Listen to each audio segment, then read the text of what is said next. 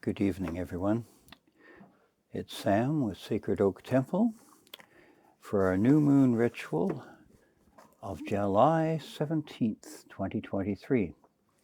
Today we're going to be talking about mourning and hope. To begin with, Sacred Oak Temple respectfully acknowledges that we're located in Treaty 6 territory. Today, we reconnect ourselves to this place and introduce ourselves to the goddesses and gods of the Cree, the Dene, Blackfoot, Saulteaux, the Nakota Sioux, and the Métis peoples. I also call to that river, to this sky, to the wind that blows across the plain from the mountains, to the birds, the trees, the animals, and all our relations. I offer tobacco now to the spirits of this land, and I ask for their permission to be here and help to belong here.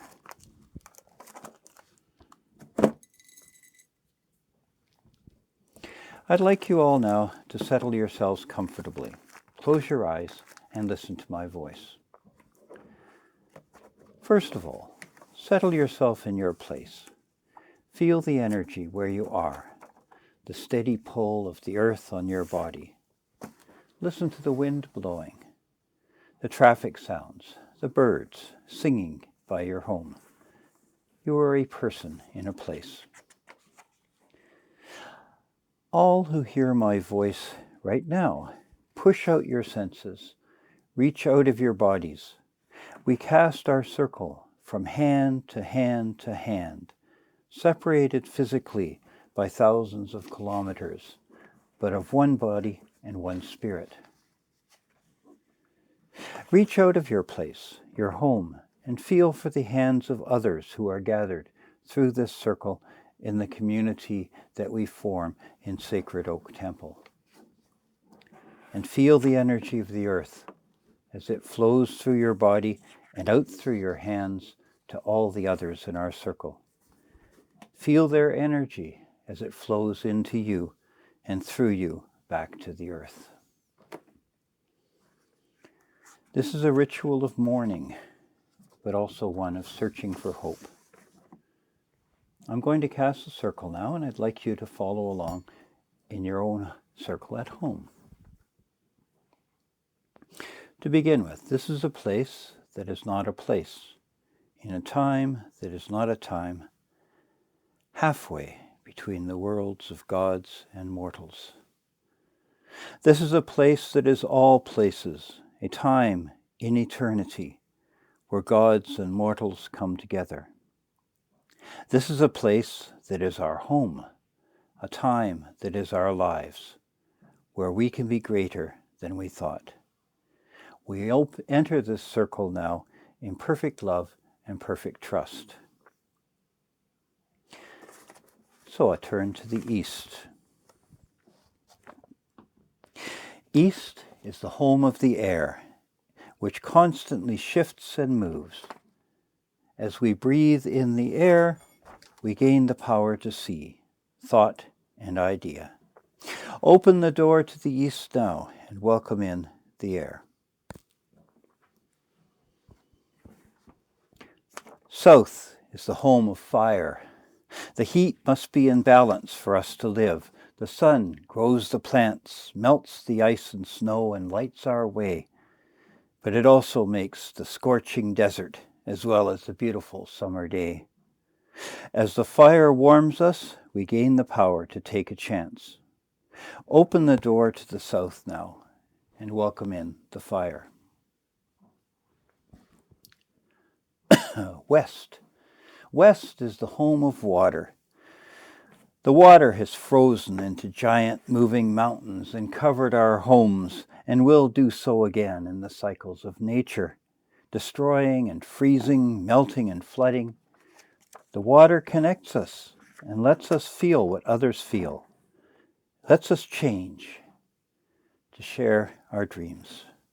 Open the door to the west now and welcome in the water.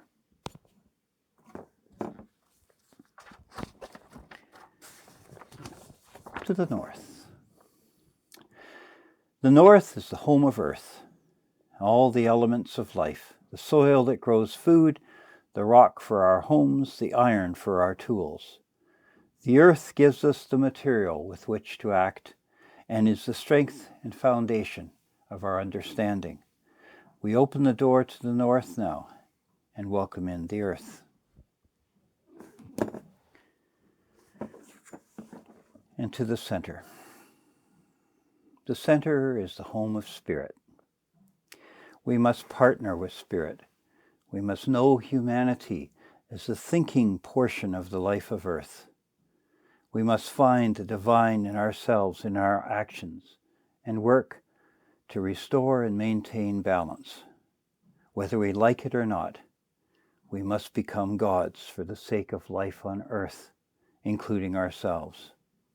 The Spirit calls us to open our eyes and our hearts, and it moves us to act rightly in the world. We open the door now to the center and welcome Spirit.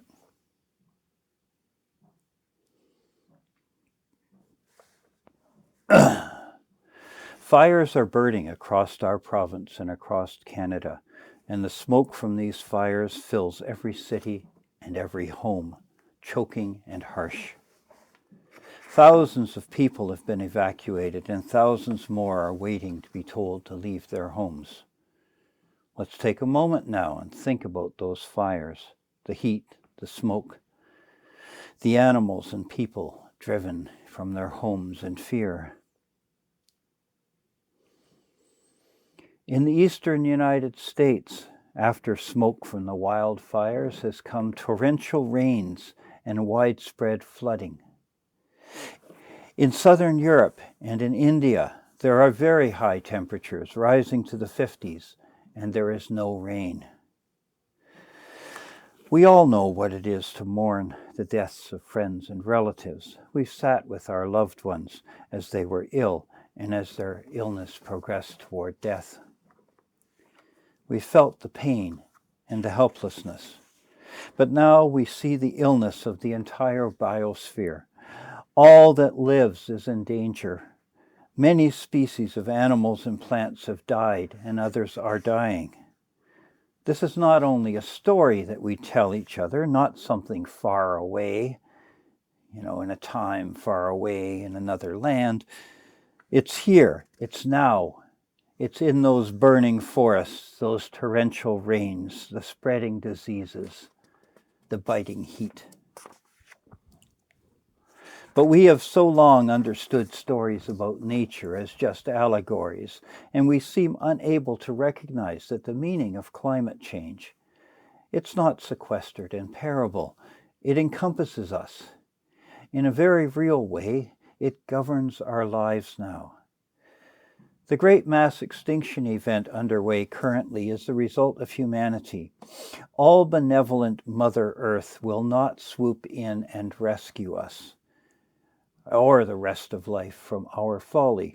We need to understand and fix it. Or else this illness, this despair, this choking air, this weight bearing on our hearts will be the rest of our lives and the lives of our children. Now, settle yourselves comfortably and listen to my voice. We ask for the presence of the Spirit of Gaia, and we pray that the breath of life continues to caress this planet home. May we grow into true understanding, a deep understanding that inspires us to protect this tree on which we bloom and the water, soil, and atmosphere without which we have no existence. Form a picture in your head or think of a mountain. Huge, solid rock with ice on the top, completely indifferent to humanity. Think of the ocean in a storm.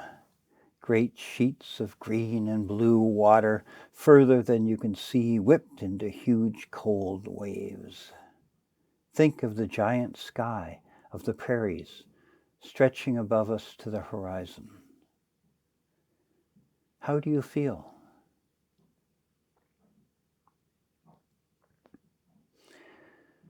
Look up at the night sky outside a city and see the huge emptiness of that sky, the lonely spots of stars and their planets sprinkled here and there. Our own sun is one ball of exploding gas burning ferociously, unimaginably hot in the center of our solar system. How do you feel? Now think about time.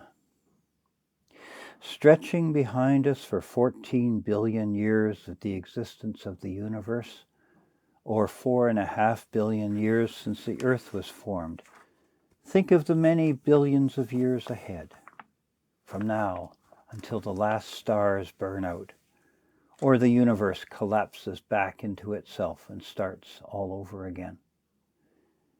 And then think of your life. Perhaps 100 years between the immense time before you existed and the immense time afterward. Now, how do you feel?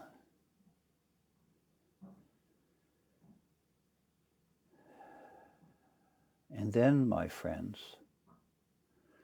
think that we may be the only beings that are seeing and experiencing these things in this way. Think that we can think and feel, can be overwhelmed in awe, and still reach out with love to the immensity of this world and this universe.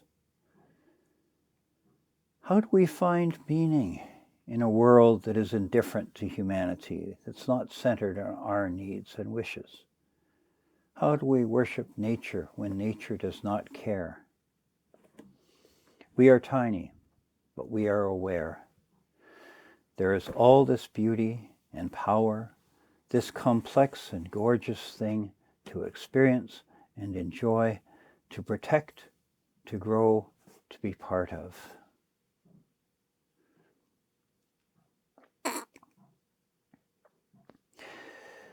We ask for the presence of the Spirit of Gaia to be with us here, to reveal to us all that we need to see for our own highest good and for the highest good of all.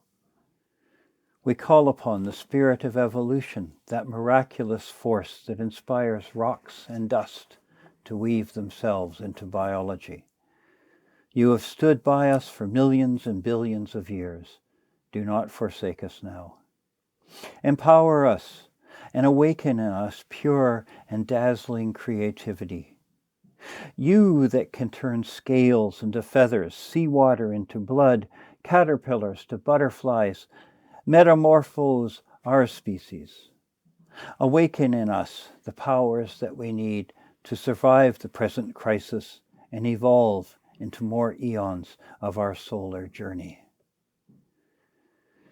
May we speak in all human councils on behalf of the animals and plants and landscapes of the earth. May we shine with pure inner passion that will spread rapidly through these times of lead. May we all awaken to our true and only nature, none other than the nature of Gaia, this living planet Earth. And frankly, we must act and vote, an individualistic New Age response that looks to personal wellness, manifestation, and the secret is a retreat from the world. It's toxic. Eating organic is nice, in other words. But if your goal is to save the climate, your vote is much more important.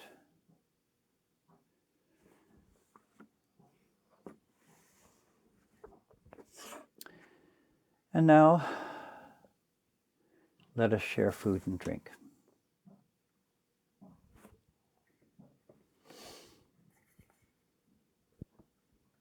It is not we who bless food and drink, but they which bless us. For in their nature, they nourish our bodies. And in sharing food and drink, we create community. Thus it was in ancient times, and so it is today, and so it will be as we go into the future. Have something to eat and something to drink.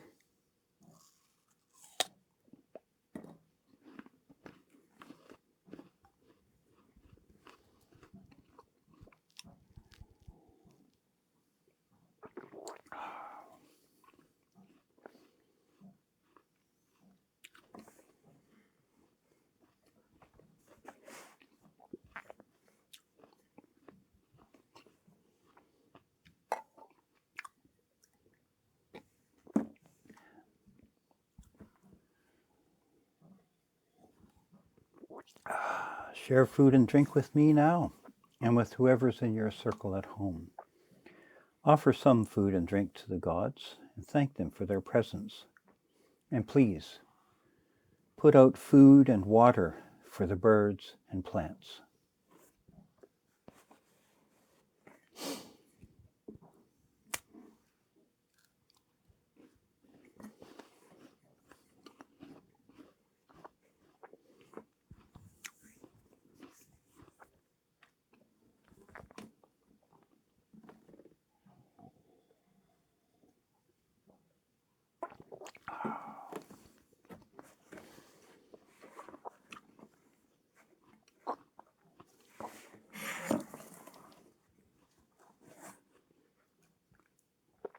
Thank you to the divine mysteries, the goddesses and gods, both concealed and revealed in the workings of the world and in our lives.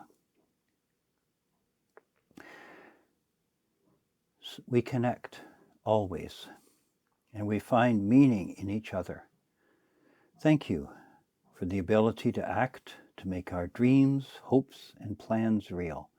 We receive the blessings of the Spirit, and we close the door of the center with thanks.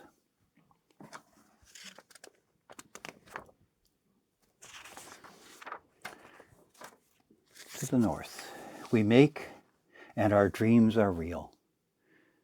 Whatever exists will pass away, but it did exist. Thank you for the solid reality and grounding, and we close the door of the north now with thanks to the earth.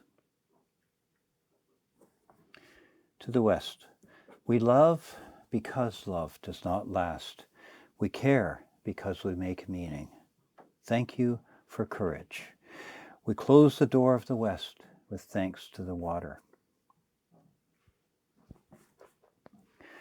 Passion and anger, love and desire can shine a light, can clarify for just a moment, can give us direction.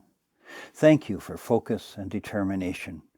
We close the door of the south with thanks to the fire.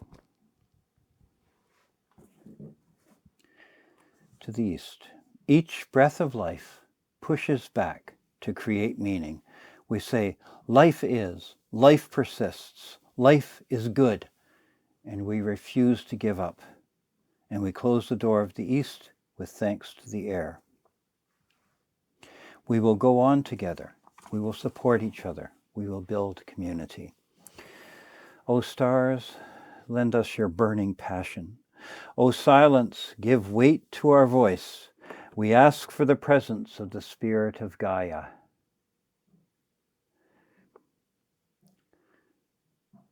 Take a deep breath. Hold it, and now release it. And again.